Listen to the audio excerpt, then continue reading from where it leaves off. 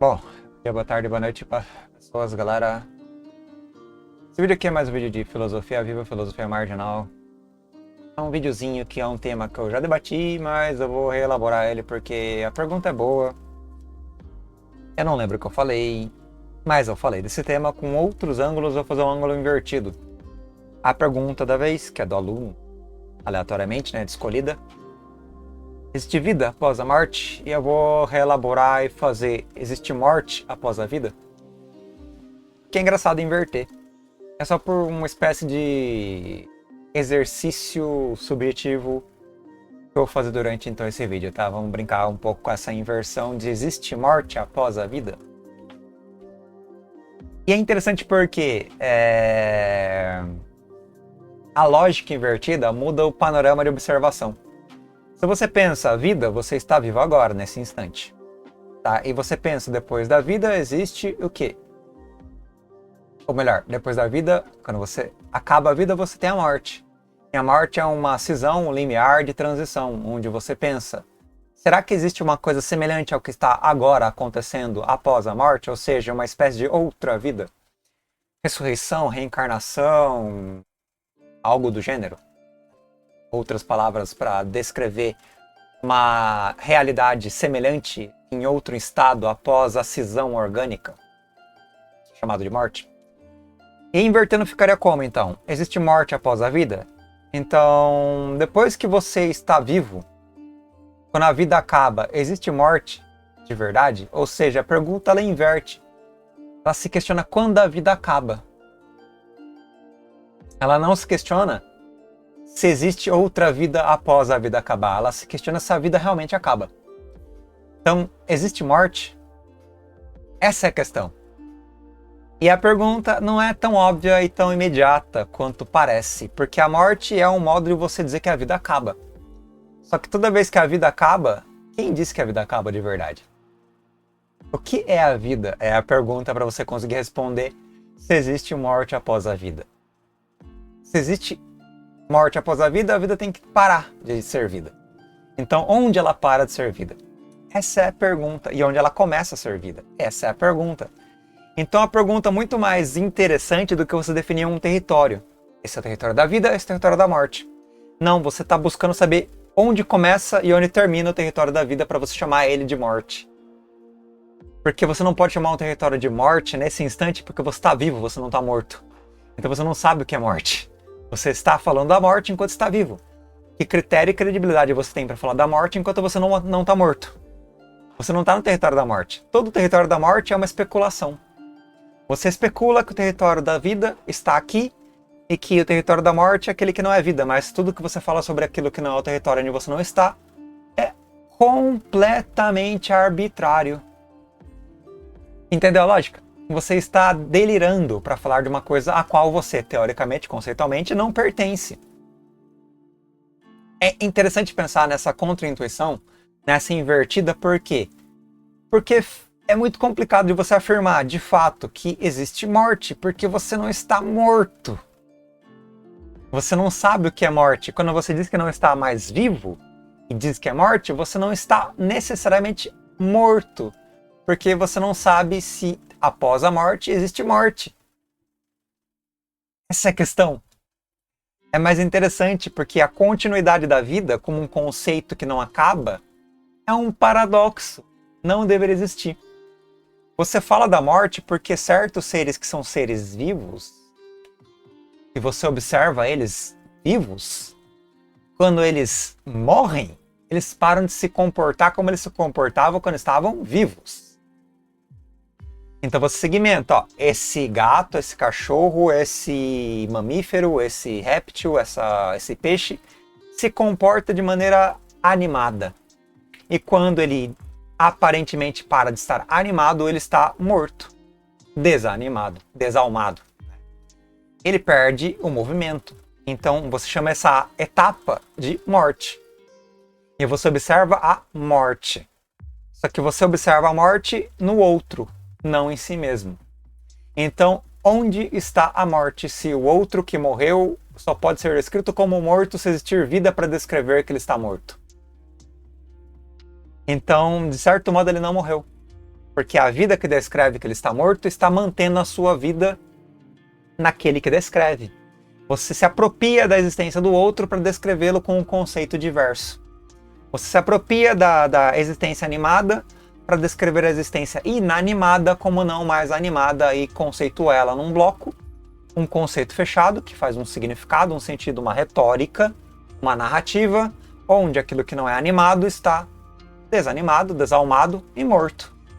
Logicamente falando é isso. Então você usa essa lógica para dizer o seguinte, então, ó. Eu estou vivo. Quando não estiver animado, alguém vai falar que eu estou morto, mas eu mesmo não posso dizer que eu estou morto. Então, para mim, que estou vivo, eu não morri. Eu não morri. Quem diz que eu morri é um outro, que a minha vida é transferida pela observação dele, não acontece mais. Mas pela minha observação, a minha vida nunca acaba. Porque a minha observação acaba, mas a minha observação acabar não quer dizer que eu esteja morto. Quer dizer que eu não tenho consciência. Então a vida está aonde? Está na ausência, na presença. Está na presença de consciência. Quando eu não estou consciente, eu estou morto. E a metáfora é, você já entrou em coma? Você já entrou em coma? Porque coma é a ausência de consciência. Então coma é morte. Mas não é. Então, onde é a morte? A morte é a ausência de equilíbrio orgânico? Beleza, mas você já foi revivido depois de morrer? Então você morreu de verdade? Não, porque você ainda tem, mesmo como um coma, um lapso onde você está vivo e não vivo ao mesmo tempo. É Schrödinger, né? É vivo e morto ao mesmo tempo, que é aquele período onde seu coração para de bater e depois revive você com choque. Né? Você é eletrocutado e daí você, puf, volta à vida. Ou algo do gênero, né? Mas o interessante e sacada do negócio é, beleza. Mas vamos pensar, existe morte após a vida? Nós que estamos vivos não observamos a morte, nós descrevemos a morte. Não estamos experienciando a morte. Descrevemos a morte no outro. O outro, ele não descreve a sua não-vida. Ele para de ser vivo como ele estava naquele instante. De acordo com a transformação da matéria. E aí que eu falei, qual é a origem da vida e qual é o fim da vida? Essa é uma pergunta central, qual a origem e qual o fim dela? De acordo com a transformação da matéria, a vida acontece como uma espécie de replicação constante e um tanto quanto programada da sua própria estrutura. Chamado de DNA, chamado de, sei lá, uma replicação metabólica, por assim dizer. Né? Essa replicação metabólica é a vida em si, que é o DNA, por assim dizer. Então o ponto é, esse DNA, ele antes de estar vivo, ele se movimentava? Sim. Após ele parar de se movimentar, ele para de se movimentar? Não. Então ele se movimentava antes e se movimenta depois. O ponto é que ele não tem mais a estrutura orgânica chamada de metabolismo, mas ele se movimenta antes e depois. Então ele estava vivo antes de estar vivo? E ele está vivo depois de estar não mais vivo? Ou melhor, ele estava morto antes de estar vivo e depois volta após a vida, ele está morto após a vida? E aí você encontra o território da morte, que é o território onde o metabolismo orgânico não se efetiva como ele se efetiva no metabolismo da vida. Então a cisão é metabólica, tá? Hidrogênio se comportando na sua experiência de hidrogênio sem conexão com as outras moléculas, formando moléculas complexas, é morte. Quando o metabolismo cessa e as moléculas complexas se tornam moléculas mais simples, átomos mais simples, é morte. Só que essa morte se reorganiza e quando ela se reorganiza em vida. Então a morte era vida e a vida gera morte. Mas as duas coisas são as mesmas coisas. Porque aquilo que compõe a morte compõe a vida, aquilo que compõe a vida compõe a morte. Então não faz sentido ter dois conceitos. Entende? Porque as coisas são iguais em composição. Em composição, em comportamento varia, mas o comportamento é a vida, então? O comportamento é o como você transcreve a forma em sua apreensão viva. Então a vida está na forma e não no conteúdo? Essa é a pergunta. Se o conteúdo não é necessariamente a vida, como por exemplo, você é uma molécula de DNA, mas as partes não são vivas, então o conteúdo não é vida. Mas a forma que as partes somam juntas, e aí é juntas, de algum modo são vida. Então você responde se focando na forma e não no conteúdo. Só que tem um problema, se a forma é vida, o que é a forma se não o próprio conteúdo? Se o conteúdo não está organizado em forma, e se a forma depende do conteúdo para ser forma, então a forma é o conteúdo e o conteúdo é forma. Então a vida é morte e a morte é vida. O conteúdo é forma, a forma é conteúdo. Porque uma coisa é indissociável da outra. Se você tem conteúdo, o conteúdo tem uma forma. Se você tem uma forma, a forma tem um conteúdo. Então, novamente, um conceito que colapsa em si mesmo. Se esse conceito colapsa em si mesmo, novamente você chega e pergunta-se: existe morte após a vida? Para você ver o quanto a pergunta não faz sentido filosoficamente. Porque a morte depende da vida e a vida depende da morte. E os dois conceitos se anulam. Que nem matéria antimatéria. É bizarro. O conceito se anula. Eu não sei se está estourando muito som, porque eu tô falando meio estranho. Tá dando estourado aqui na caixa. Se estiver dando estourado, vocês me avisam depois. Mas entende a sutileza do negócio? É bem delicado, é bem interessante, é bem contraintuitivo.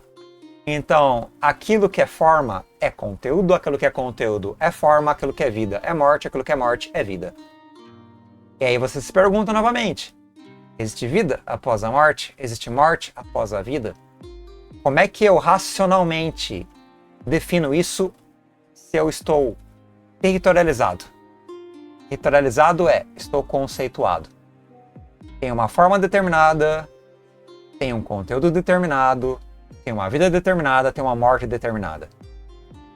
Isso é abstração, isso é subjetividade, isso é absurdo, porque é o único modo de você compreender e formular conhecimento sobre a realidade.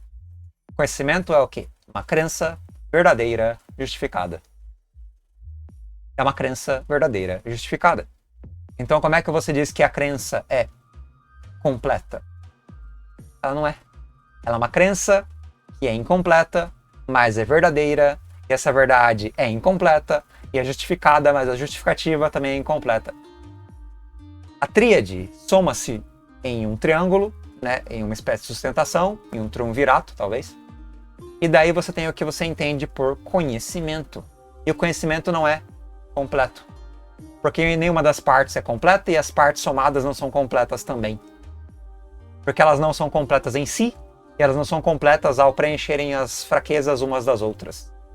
A crença, a verdade e a justificativa não preenchem o espaço vazio da crença, da verdade e da justificativa. Elas deliram. Por que eu falo que elas deliram? Porque o conhecimento é um delírio. Se o conhecimento é um delírio, como é que você consegue afirmar que existe vida ou existe morte? Você afirma, mas essa afirmação ela é arbitrária. Ela é instrumental. Ela é senso comum. Ela é linguagem. Isso é um problema dificílimo de exprimir a autoridade na existência, a autoridade de conhecer a existência. Então, obrigado demais, aluno, por ter colocado essa questão. É uma questão dificílima, extremamente intrincada, extremamente contraintuitiva, extremamente contraditória e, ao mesmo tempo, interdependente. E essa interdependência é o nosso sustentação, a nossa base. A gente não pode ter um conhecimento que não seja as três coisas. E, ao mesmo tempo, a gente não pode ter uma afirmação que não seja, de algum modo, um conteúdo em forma e uma forma em conteúdo. Que é a mesma merda. Ou seja, a tendência do universo é ser mais holista do que dualista. Porque a dualidade, em grande parte, são facetas que podem ser descritas sem mais perda ou ganho por uma única palavra. Você não precisa de duas palavras, você pode falar existência. Existência é vida e morte, não precisa de duas palavras, precisa de uma só. Você pode usar uma palavra apenas para simplificar. E você simplifica a fórmula, quando simplifica a fórmula, as coisas se tornam mais coesas e coerentes, apesar da dinamicidade, da pluralidade, da diversidade da própria existência. Existem vida e morte como conceitos que não são contrários, mas sim congruentes, que não se repelem, mas se somam. E na verdade não são diversos, mas são duas faces da mesma moeda. E ao mesmo tempo não são diversos em identidade. São codependentes, cooriginados e coexistentes, por assim dizer. O que é extremamente interessante. Aí você pega o conhecimento. O conhecimento é essa triunvirato. Crença verdadeira justificada. É o quê? É a mesma coisa, a mesma lógica. Só que agora coloca um elemento terceiro, que funciona como 3 lados da mesma moeda, não 2, mas 3. Aí você põe uma dimensão a mais, fica um pouco bagunçado, mas não faz mal. Aí você pode brincar com outras filosofias dimensionais e outras lógicas também, né? Lógicas paraconsistentes, filosofia ou física quântica mesmo, não filosofia, física mesmo, tá? Você pode fazer teoria, você pode criar outras elaborações abstratas, você pode brincar com vários ângulos de pensamento e você vai embora. Mas a questão é mais para provocar mesmo, tá? Vou acabar por aqui, deixo vocês instigados ou não sobre o debate. Vai ficar aporético mesmo, vou deixar inconclusivo, inconcluído, aberto, porque não tem como fechar. É mais uma provocação mesmo filosófica, tá?